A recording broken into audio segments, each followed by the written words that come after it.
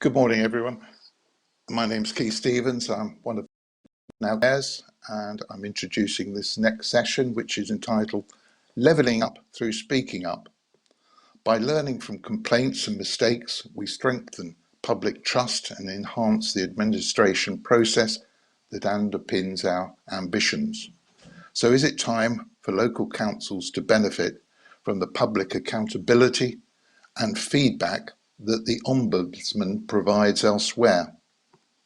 I'm going to introduce Mick King, who was appointed Local Government and Social Care Ombudsman for England in January 2017.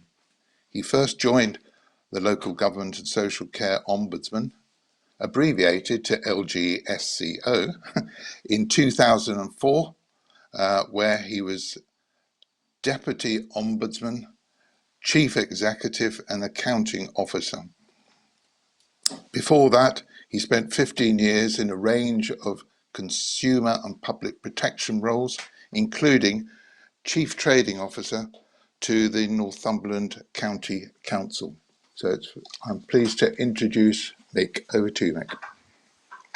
Thanks very much, Keith. Thank you for inviting me too. I'm genuinely delighted to be here and speaking at the conference today, because I've spent a good deal of my life around town and parish councils, and that's enabled me to see firsthand the difference that local councils make to people's lives. Some of that experience comes from, as you've just described, 32 years in and around local government. And that's given me lots of positive opportunities to work alongside local councils, particularly up in the northeast of England where I used to work. But for me, local councils are also something of a family affair.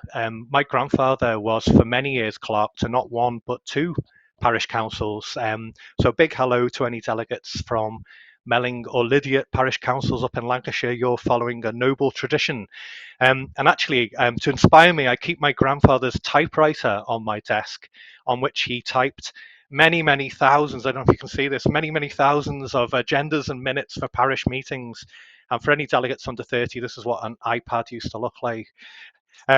So local councils are very much something that are in my blood, and there's something I care about a great deal. So what am I going to talk about today? Well, as Keith said, I really want to talk about my belief that we can strengthen even further the work of local councils and strengthen future communities in one easy, free and simple mechanism, and that's through the way in which we listen to and learn from public's concerns and complaints.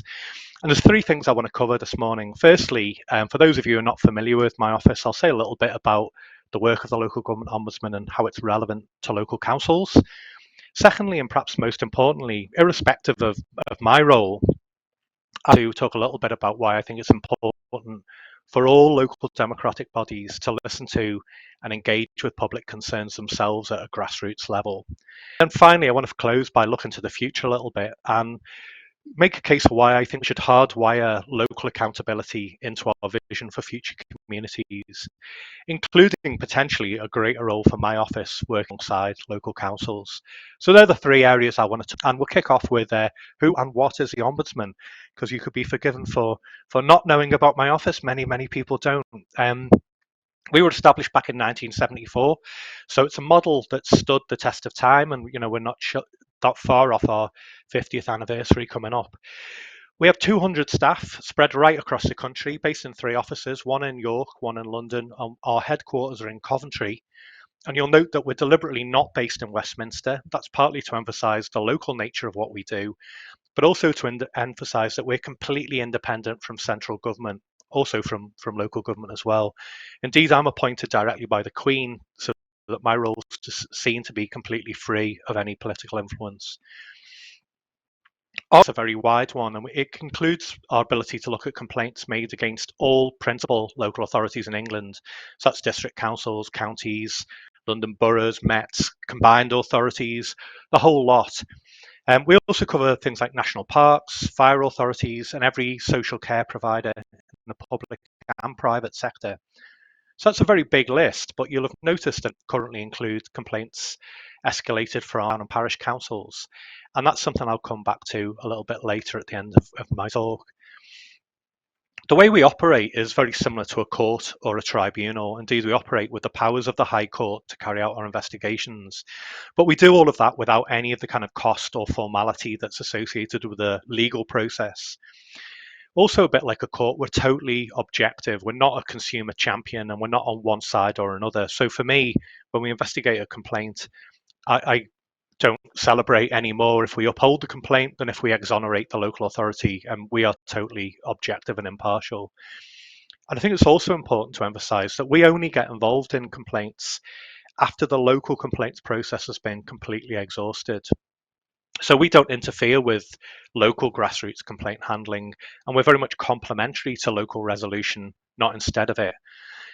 We also focus on due process, making sure things have happened properly. So we don't interfere with democratic decisions that are properly made by elected representatives. We sit alongside local democracy, not instead of it.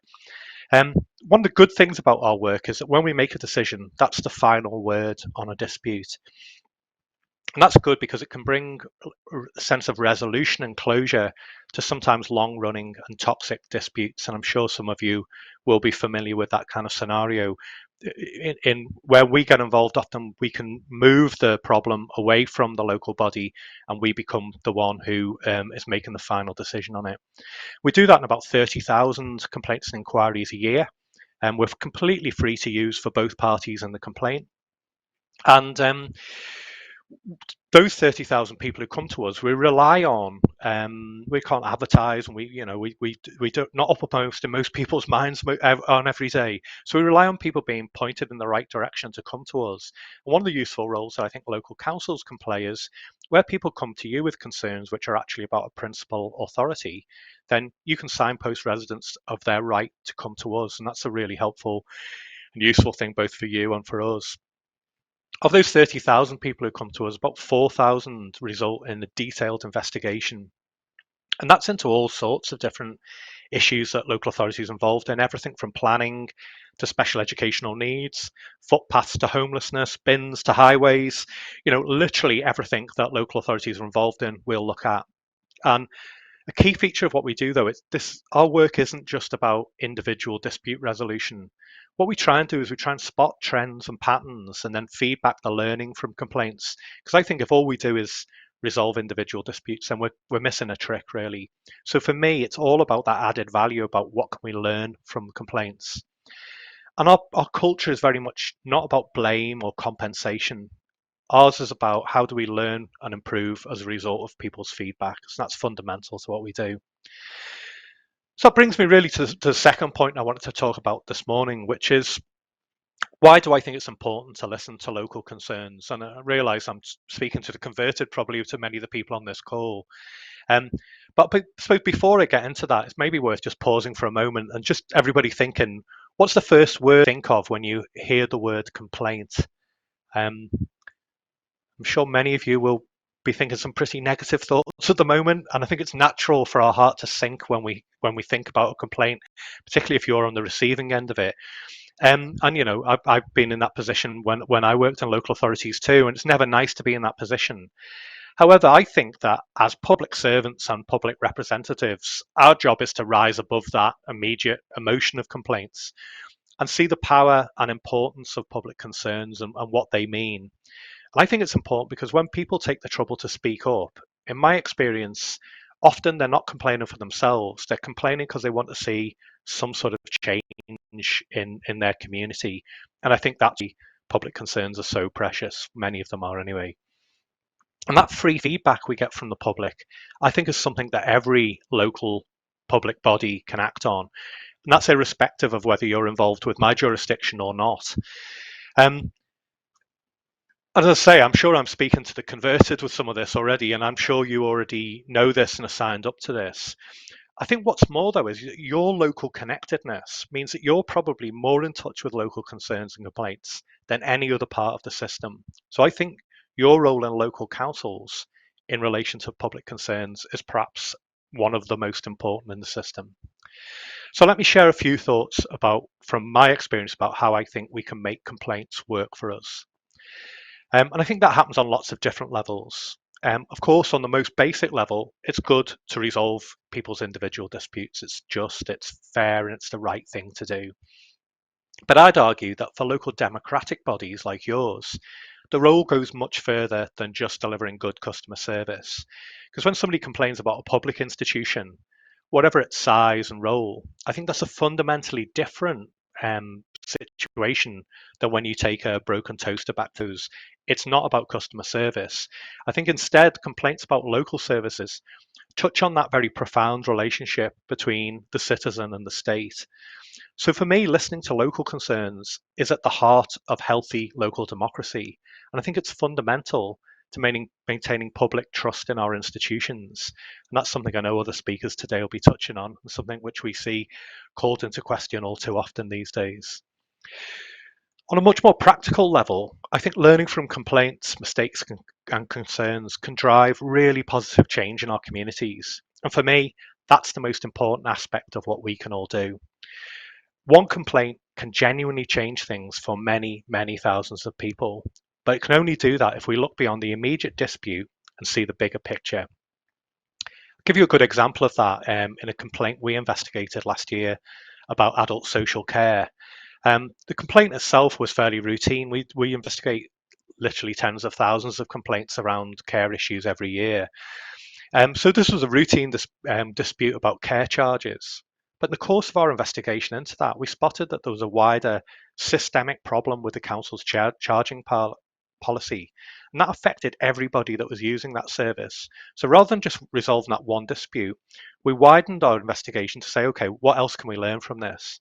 And the learning from that complaint resulted in 358 care users in that one local authority area being refunded £173,000 that they've been wrongly charged for their care.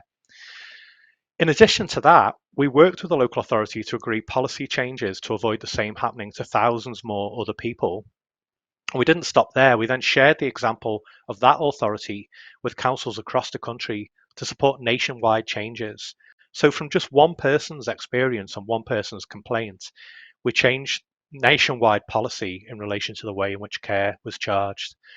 And that's not an isolated example. Every year, my office recommends and local authorities voluntarily agree to implement around 1,500 of those kind of practical common sense improvements as a direct result of learning from individual complaints. That for me is why I do the job. And it's important, I think, when looking at those to realize this isn't sort of top-down bureaucratic regulation, which often feels like quite a negative experience. These are changes which are driven by people's lived experience, ordinary people driving significant change within organizations. And in my experience, it's often elected members, many of whom will be on the call today, who are at the front of ensuring that those kind of lessons are learned. And I think for me, that emphasizes what I see as a very strong synergy called democracy and local public accountability through complaints. Now, as I say, I'm sure a great many of you on this call will already be champions for this culture within your own councils. And that really takes me to the final point I want to talk about on our topic today. And it's this. I want to make the case that this bottom-up form of public accountability and action learning, which derives from listening to community concerns, it should be at the heart of shaping future communities. But if that is the case, there's an obvious question that you would pose back to me, which is why are local councils not part of the same system of accountability and structured learning through the Ombudsman as principal authorities are? Well, to answer that, it's worth briefly explaining how currently my office relates to town and parish councils, because there are some overlaps already. Firstly, local councils are obviously already to use the insights and learning that we derive from complaints in the same way as any other authority can. We offer training on good complaint handling. We publish a wide range of reports on repeat problems we see locally to help all local authorities avoid the same mistakes. We cover a wide range of topics from things like refuse to school transport to last week we produced a report about domestic abuse, the way that should be handled by local authorities. And although those reports primarily relate to principal authority functions, many, such as our reports on the planning, will be of considerable interest to local councils. And others will be directly relevant if your council is delivering services on behalf of a principal authority.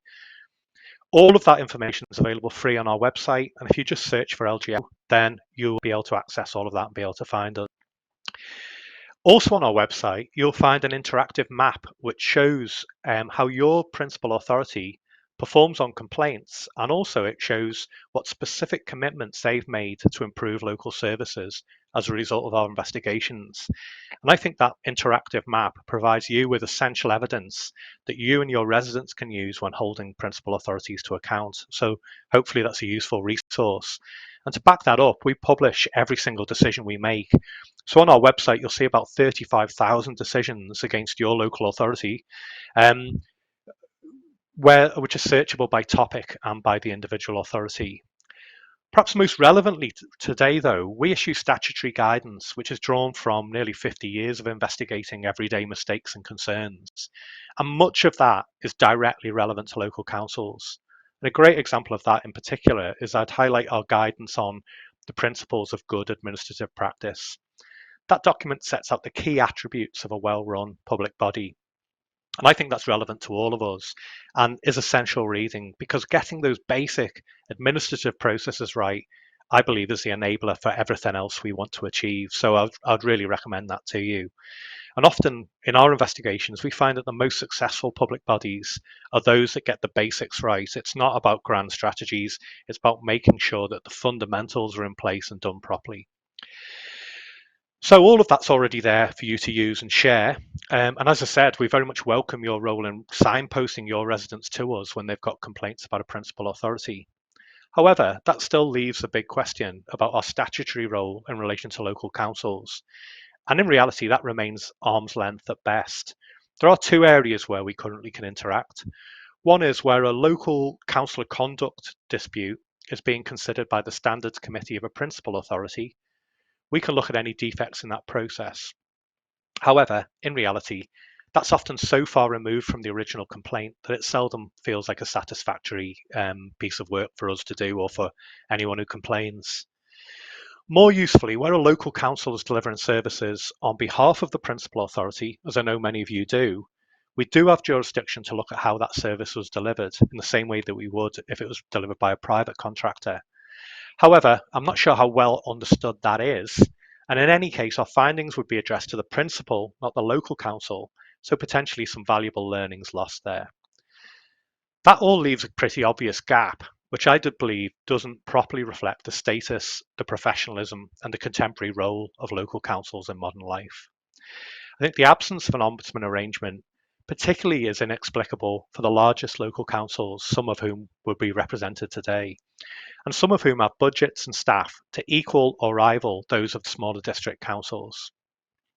Moreover, I think that as town and parish councils rightly take on an increasingly wider role in service delivery through devolution or following unitarisation, if that's a word, I think there's a strong case to future-proof local arrangements to show that they're compatible with the ambitions the sector has for an expanded role and remit over the coming years.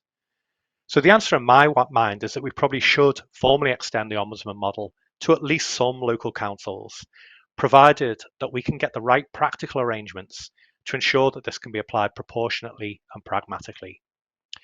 I welcome that that's also the policy view that's held by NALC. And this event is great timing in this regard because today my organisation is publishing its triennial review of the local government landscape. And I can announce that as part of that statutory review, we're recommending that government support a practical pilot programme so that we can work with a small group of local councils and together test out how the Ombudsman model could work to enhance and support the valuable work that you do. So to finish, can I just wish you well in your work and say how much I look forward to working with you to help build the active, engaged and dynamic future communities that you so ably represent. Thank you very much, and I'll pass you back to Keith.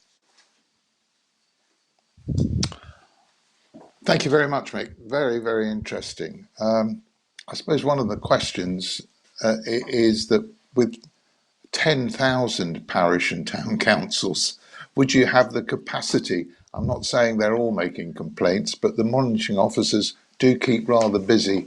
But I suppose slightly answering my question, would they filter the monitoring officer and then send things on to you? Absolutely. I mean, there's two answers to that question. One is I think that one of the reasons we want to have a pilot working alongside now and some of the individual local councils is to test out where would it be most appropriate for us to be involved. And I think probably, certainly initially, it's not 10,000 bodies. I think it's probably the larger councils that are delivering substantial local services and, as I say, who are at a similar scale to some of the bodies which are already in our jurisdiction. But you're absolutely right about how the model works. I mean, we don't take complaints at first instance. We're very much the apex of the system, the tip of the iceberg, if you like. So the complaints that come to us, they've been through substantial consideration first. So only a small number of those will come to us where they're not being resolved successfully locally. But also, we then operate a filter to public interest test. So if somebody brings a complaint to us that's trivial or vexatious, we won't look at that. We look at complaint feel that's something genuinely in the public interest that would be useful for us to investigate.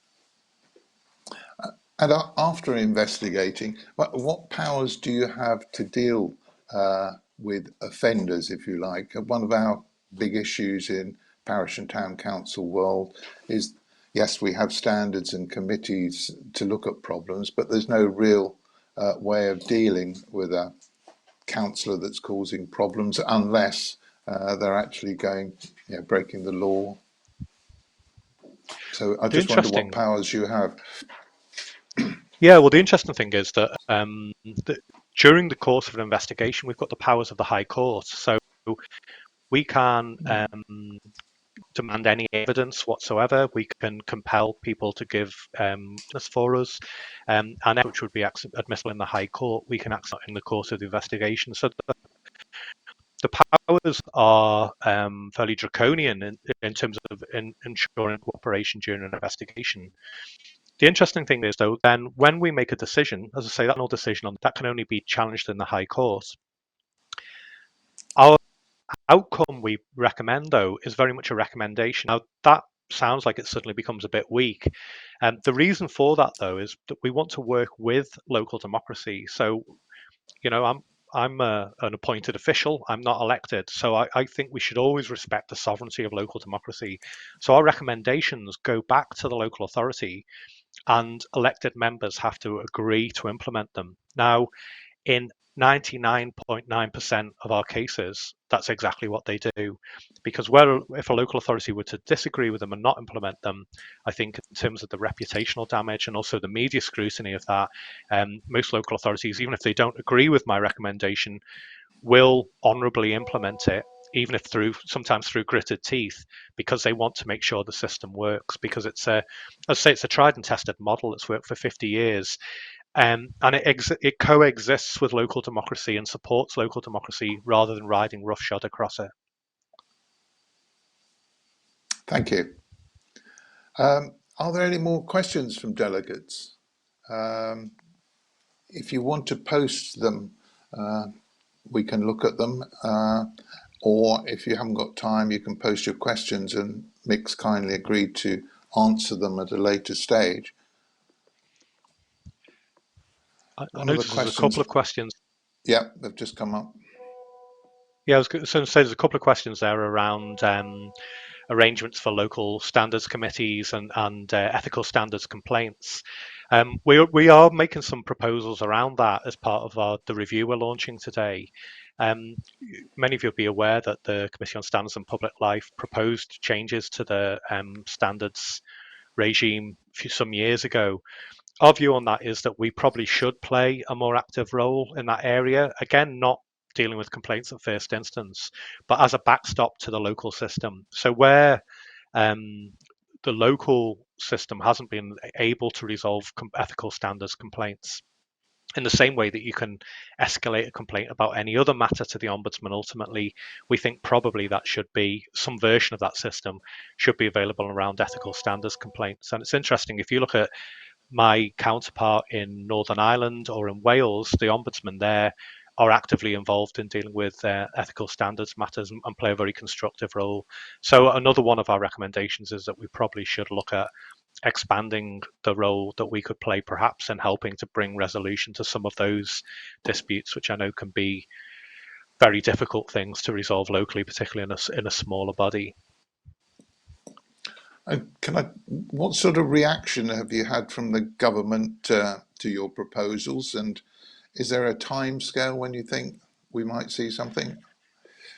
Well, our review is published every 3 years, so that this will the proposals we're making today are effectively from 2022 to 2024. So we hope in that period that many of these will be taken forward. And certainly, we've worked very closely with the Department for Levelling Up Housing and Communities in developing these proposals. And as I say, we're entirely independent of government, but we've worked alongside them to make sure they were fully informed of what we were going to propose. And certainly, we look forward to hearing both from them, from the Department of Health, and from the Department of Education. And also, I hope that Parliament will have time to scrutinise them as well. So I'm optimistic that many of these will be taken forward in the next 2 or 3 years.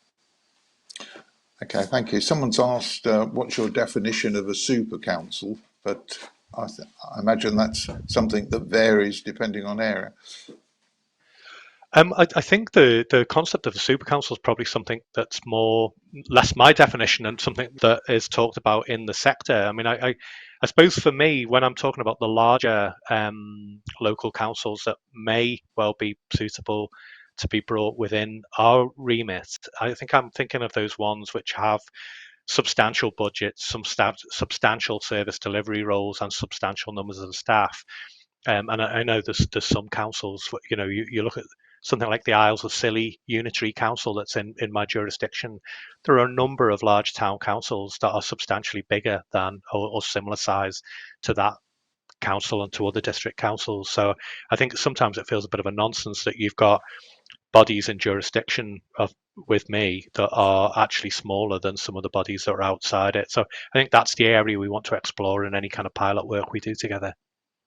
Okay, and another question slightly linked to what we spoke about earlier is, why does Wales have the ability to suspend councillors for a period of time and we don't in England? Well, it goes to a wider issue actually, that the accountability mechanisms that the public have got in England are far weaker around local government than they are in Wales, Scotland, and Northern Ireland. And certainly the legislation around people around the Ombudsman, around my office, it's probably a generation behind the legislation and the rights that people have got in Wales, Scotland, and Northern Ireland. So it's one of those situations where England can actually catch up and can learn from our colleagues elsewhere in the UK, where actually they've modernised their system much more recently, and it works well. Okay, thank you very much. I'd like to thank you very much. Very interesting, and as we discussed before we started speaking, I hope we can meet and talk through some of these things and make arrangements early in the new year. So thank you very much. Thank you very much. Thank you for your time.